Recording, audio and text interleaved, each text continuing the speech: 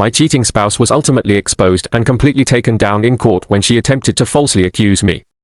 I, a 34-year-old man, first crossed paths with her online roughly 10 years ago while participating in a 52 books in 52 weeks reading challenge.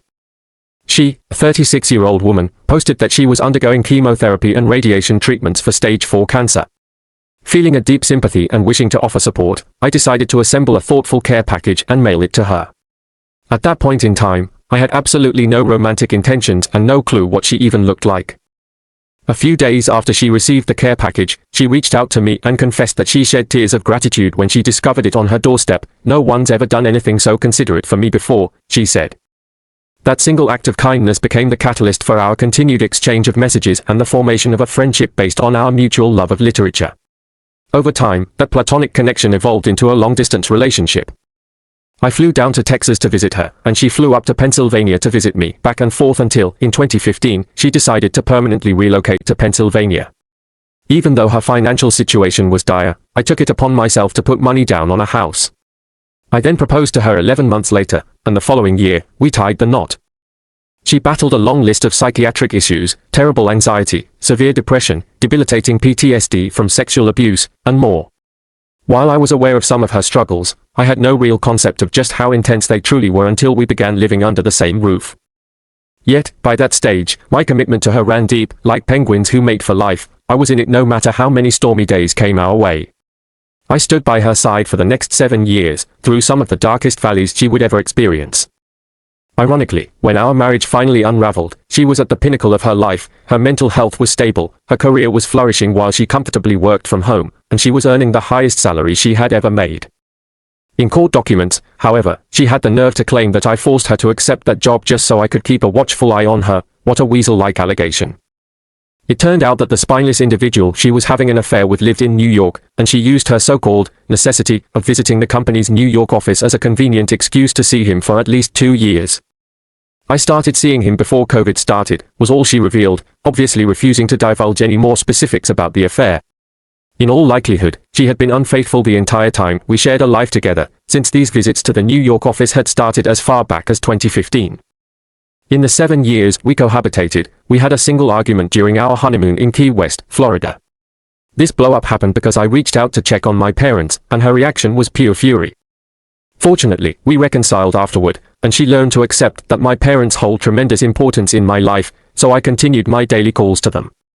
Our marriage appeared calm on the surface, we had no kids, which removed the stress of child-rearing, and both of us enjoyed good careers, so money was not a major point of contention. Yet, underneath, our relationship was more like a parasite feeding off a host. As the marriage came to a close, I realized that what I saw before me was no ordinary woman. She had morphed into a parasite that had attached itself to me in order to stabilize her situation. And once I ceased to be useful, she tossed me aside like worthless garbage. In January 2020, we flew to Oklahoma and put down a deposit on a piece of land so she could be closer to her side of the family. Construction on a new home commenced in the following months, and in August 2020, we uprooted our lives and settled in Oklahoma. I left my entire support system behind, my parents, my friends, my life of 20 years in Pennsylvania, only because I hoped it would bring her greater happiness. Throughout the house's construction, unbeknownst to me, she was still cheating. After D-Day, short for Discovery Day, I repeatedly demanded to know why she hadn't simply divorced me sooner if she was unhappy, allowing me to remain in Pennsylvania with my loved ones. Her only feeble explanation was, "I'm a coward." Evidently, this spineless parasite had never been in a relationship before ours that didn't involve abusive treatment. She admitted she was so afraid of being alone that she dragged me along and deceived me until she felt prepared to branch off into another relationship. You might wonder why I did not suspect anything for so long. The simple reason was her daily love bombing. She told me all the time that she loved me, how much she appreciated my efforts for our family, which in our case, only included 2 cats, showered me with kisses, and filled my birthday card with sentiments like, "I can't wait to grow old with you." These were all smokescreens meant to keep me blind. D-Day arrived on December 12, 2021, triggered by a slip-up that awakened my suspicions. My wife had previously been an alcoholic who binged when I headed off to work at night, but she had been sober for a year and a half at that point. Suddenly, she said she needed to fly to Chicago for an Alcoholics Anonymous conference. No problem, I thought. But then, she bought a gift for her sponsor, allegedly one of the most important figures in her life, only to forget to bring it. That was a strange oversight. Later that weekend, she texted me, "I'm so messed up and going through the steps again." She had never spoken that way before. Immediately, I jumped to the possibility that she was drunk, but it made no sense. She was supposed to be in the company of her AA sponsor and other dedicated members at a conference. Why would she be getting plastered? I did a quick web search to see if any such AA conference was happening in Chicago that weekend. There wasn't. For the first time in our marriage, I gave in to my growing unease and snooped on her iPad. That's when I discovered photos of her in bed with another man and screenshots of the racy messages he had sent. Someday, I'll post the complete story, my first and last journal entry on the matter. I'll admit, I made every mistake a betrayed spouse could make. I cried more often than she did. I toyed with the notion of reconciliation. I participated in the humiliating, pick-me, dance, took her on dates, and had intimacy with her. But as I learned more about her deplorable personality, the physical attraction vanished rapidly. Very soon, I could no longer bear the sight of her repulsive face and ceased physical contact entirely. Eager to avoid further misery, I filed for divorce, finalizing everything in under 2 months after D-Day. She tried to hush up her infidelity, refusing to share the truth about why we were parting ways. Eventually, she caved and promised she would explain the adultery to her parents on February 1, 2022, the same day she was moving out for good. Before she headed off that day, I asked if I could say goodbye to her mother, who was waiting in the car. Her parents had always embraced me like a son, as had their entire extended family. When I offered my regrets to her mom, saying, "I'm really sorry things couldn't work out between us," her mother responded, respectfully, "That's all right, both of you share equal responsibility." Equal responsibility? That pathological liar, someone who I personally saw twist her identity online, must have deceived her parents and sullied my reputation. Hearing those dismissive words sparked a fire inside me. I decided, right then and there, I would wait until the paperwork was signed, then reveal everything. The parasite ultimately paid through the nose financially. She wanted an uncontested divorce in our no-fault state, most likely to evade standing before a judge where her affair might come up. Consequently, I walked away with the fully furnished home and 70% of its equity, the newer car that was already paid off, and kept the money I'd been setting aside from each paycheck for my parents' retirement. She had initially approved that money, but it was clear she now regretted it. The moment she whined about the equity arrangement, I told her, "No compromises. Hire a lawyer, and let's argue it out in court if you want." She backed down immediately. I refinanced the house at a fixed rate of 2.75%, which was an absolute stroke of luck. She returned to renting, committing to a year-long lease. Then, mere weeks later, the Federal Reserve started hiking interest rates to fight inflation, and mortgage rates at least doubled from what they had been. Because she waited, she'll be shelling out tens of thousands more whenever she decides to purchase a property. On March 7, 2022, I sent out a detailed 9-page email documenting her cheating, complete with graphic details of the affair, to her entire close and extended family, 14 people total. I spared the dear grandmother, though, not wanting her to see explicit filth. The rest were deeply religious, church-centered folks, so you can guess how stunning it must have been for them to read. Afterward, I reached out to her manager and the CEO of her company to disclose her adultery there as well. 5 days later, I heard a knock at my door. A sheriff stood waiting, papers in hand. I had been served with a restraining order claiming I'd harassed and stalked her. To bolster her case, she leveled the accusation that I had abused her. She even requested the judge mandate my enrollment in a domestic violence intervention program. It was a brazen lie. I had never raised so much as my voice or a hand to her, not even after learning of her unforgivable betrayal. Yet, impulsive decisions, without any forethought about long-term impacts, were typical of her behavior. She also fabricated that I never let her leave the house alone, that I forced her to work from home so I could micromanage her, that I dictated her makeup and hairstyle choices, and that I was cruel to our cats. She referenced a post I made on this subreddit about punishments for cheaters in some countries, but she twisted it into a post about women being killed. So, in her version, I had advocated for jailing or even killing women, instead of cheaters, in foreign nations. She replaced the word cheaters with women and changed a fine to kill to frame me as violently inclined. The puzzled look on her face in the courtroom was priceless when I introduced the original post as evidence and had my attorney compel her to read it aloud. In the end, the entire plan backfired, forcing her to appear before a judge in a crowded courtroom, precisely the thing she had sought to avoid. The hearing on the restraining order was postponed multiple times, but it finally happened 6 months later. She looked absolutely dreadful stepping inside. Those months hadn't treated her kindly. She had put on even more weight, and she'd already been overweight before. She attempted to conceal the bulge around her midsection, but it was still noticeable. She also tried to mask her acne scarring with makeup, but it created the effect of a caked-on kabuki mask. She revealed in court that my revealing email caused significant turmoil within her extended family. Naturally, she blamed me instead of taking responsibility for her infidelity. The hearing itself took fewer than 10 minutes. She brought no proof. Meanwhile, I could have presented a mountain of documentation to dismantle every bogus claim she made, but I only needed one month's worth of credit card transactions showing she was freely visiting stores, restaurants, cafes, etc. while I was at work, plus pictures of us out and about where she sported varied hairstyles and makeup. At one point, the judge turned to her and asked, "Do you have any actual evidence to back up these accusations? Any witnesses?" Her answer was simply, "No." The judge dismissed her restraining order due to lack of evidence. The only reason I haven't pushed for charges over her false abuse allegations is that I don't want to spend another 6 months grappling with this parasite in court. During the hearing, she tried painting me as a man infatuated with her. But in reality, I'd moved on from her ages ago and felt infinitely happier away from her toxicity. I finally recognized I was never truly happy with her. I had merely existed in some kind of complacency. Fittingly, cancer was the weird force that brought us together, and it wasn't until I cut the cancer out of my life that I discovered my own happiness again. If she ever tries to intrude on my life again, I'll go directly to the police and press charges for her false claims of abuse. On the 1-year anniversary of D-Day, my friend colorfully calls it Liberation Day, I went out and celebrated. The big event I narrowly dodged was just 11 days away from happening. We had been scheduled for a marriage therapy session on December 23rd, but I found out about her affair on December 12th. A couple of weeks prior, while driving, she had turned to me and said, "I feel like you just use me for sex, cooking, and laundry." That was devastating. I thought I was a horrible husband if she felt such a way. I even cried for the first time in front of her, trying desperately to figure out how I'd made her feel so unappreciated. Later, she clarified that her complaint was we didn't have in-depth discussions, we talked about everyday life, but not meaningful conversations. In retrospect, I can see it was more projection from her. She was using me for her own ends. I'm thankful I learned about her infidelity 11 days before therapy. If not for that revelation, I might have been sitting across from a counselor, beating myself up and feeling compelled to please a partner who was sneaking around behind my back.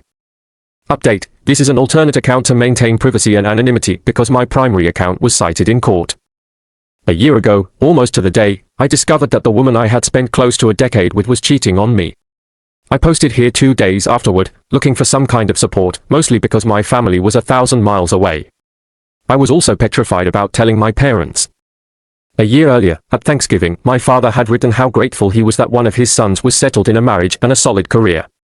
He said he'd only be more at ease once my brother was likewise married. In my mind, I dreaded that announcing the end of my marriage would break my parents' hearts to the extent that they'd end up hospitalized. Like so many others, I initially blamed myself for her betrayal. What did I do wrong as a husband to make her seek validation somewhere else? But thanks to the wise guidance I found here, where people insisted that I file for divorce, I listened, and I proceeded to end the marriage. Nowadays, I follow this subreddit closely, hoping to pay it forward by encouraging others. Whether you need motivation to leave your unfaithful spouse, or want to embark on a self-improvement journey, or simply want a bit of gratification seeing a cheater unveiled, my story might at least supply some satisfaction. Let me outline the past decade with her and share how my life turned around. After exposing her, I felt totally shattered, losing all sense of self-esteem and self-worth. My path to reclaiming it began with setting clear goals and then achieving those goals step by step. I was already on a weight loss journey 2 weeks prior to D-Day, but when I found out about the affair, it lit a fire under me. I joined a gym a few days later, and over an 11-month period, I managed to shed roughly 60 pounds. I even have some photos from about a month post D-Day as evidence of my transition. And then, out of the blue, I signed up to run a full marathon, giving myself exactly 87 days to train. Let me emphasize, I was still on the heavy side at the time, and I hadn't run a mile since playing on my high school soccer team. But I was fiercely determined. Ultimately, I crossed the finish line just over 5 hours. It was a monumental confidence booster. If I could leap from the couch to completing a marathon in under 3 months, I could accomplish anything I set my mind to. Currently, I'm looking into hiring an endurance coach with the aspiration of competing in a triathlon. A couple of months after completing my marathon, a friend dared me to sign up for a bodybuilding contest, a completely different challenge. Standing nearly naked in front of an audience, shoulder to shoulder with seasoned competitors, is intimidating for most people, let alone for someone new to the scene. But I took on the task and had only 16 weeks to prepare. I hired a personal trainer to guide me, and the final result was a collage showcasing my physical metamorphosis from D-Day all the way to me stepping on stage. I actually won a medal. My self-esteem soared even further. I'm now gearing up for another show in June and one in October 2023, and I'm resolute that I'll take first place in my class by then. I've also been pushing myself outside of my comfort zone when it comes to my career. After a decade as a registered nurse working mainly with adult patients, a position opened up in pediatric care. Children's medical conditions, medications, and even basic communication methods differ vastly from those of adults, so it seemed like a leap into the unknown. Still, I chose to seize it, and it has turned out to be extraordinarily rewarding. At present, I work at a children's psychiatric facility, providing crisis interventions for kids who exhibit self-harm, suicidal ideation, or homicidal tendencies, ranging in age from 5 to 17. On top of that, since finalizing my divorce, I've effectively doubled my yearly earnings. I've set my sights on earning $200,000 in 2023, all while polishing off my final semester in a master's program that I'll complete in just a couple of months. In addition to my personal and professional development, I indulged in a grand 7-day road trip across 10 states, spanning 5,000 miles to reach Montana with my best friend. It had been on my mind for ages, but I had never taken the leap while I was married. It turned out to be a blast, especially when we chartered a fishing boat and both reeled in monster lake trout over 29 inches, then cooked them at our cabin by the lake. With 2023 here, my plan is to tick off more states from my bucket list of visiting every state in America. I'll be focusing on Alaska, the Pacific Northwest, and a few states on the East Coast this year. I've poured more into my health, both physically and mentally, in the past year than I did the entire time I was married. I attended a small handful of individual therapy sessions, but by the 4th session, we spent about 15 minutes talking, and I couldn't find anything pressing to address from the past. I was purely focused on the future and what I wanted to accomplish next. The therapist even said I seemed completely rehabilitated and showed no signs of needing further counseling. I haven't experienced any triggers or nightmares in a long time. Early on, I had recurring bad dreams involving her and the other guy mocking me as the clueless husband. However, those nightmares came to a definitive stop once she lied about me being abusive in the restraining order. That was the instant I recognized she genuinely had zero empathy for me, so I decided I should show none for her either. I didn't even recall the weasel's birthday, 9 days before mine, this year. When D-Day, or Liberation Day, rolled around, I enjoyed a celebratory outing. As for my dating life, I waited until the restraining order fiasco ended before I even thought about meeting someone new. My first attempt at asking someone out was a flop. A female coworker in her 40s gave me a dismissive, "I'll think about it, and I'll let you know." Brutal. If it wasn't an enthusiastic yes, I took it to mean a definite no. A friend convinced me to try the Hinge dating app, where I got numerous matches. I did go out with one woman, 38F, though it was jarring since I hadn't dated in a decade. We had connected fairly well through messages, but just hours before we met, she called me out because I mentioned I'd cover all the expenses and hold doors open for her.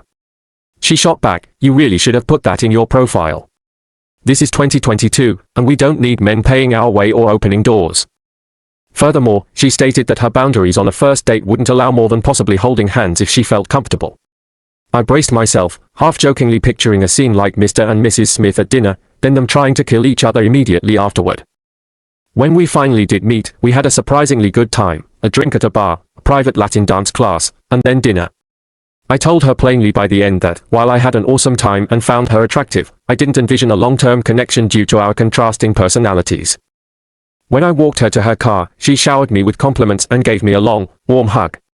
Later she texted, "It seemed like you wanted to kiss me all night." I said, "Sure, but I wanted to respect your personal space." She replied, "Maybe I should have kissed you," so I spontaneously invited her over to my place the following day to make dinner. She said yes, and 24 hours later, we were in my bed fooling around. She wanted something casual, which gave me room to pursue my own goals, but I eventually ended it after she disrespected me. My vow, forged by the ex-parasite's blatant rudeness, was never to tolerate disrespect again. If my self-esteem had still been in tatters right after the divorce, I might have accepted a lot of mistreatment.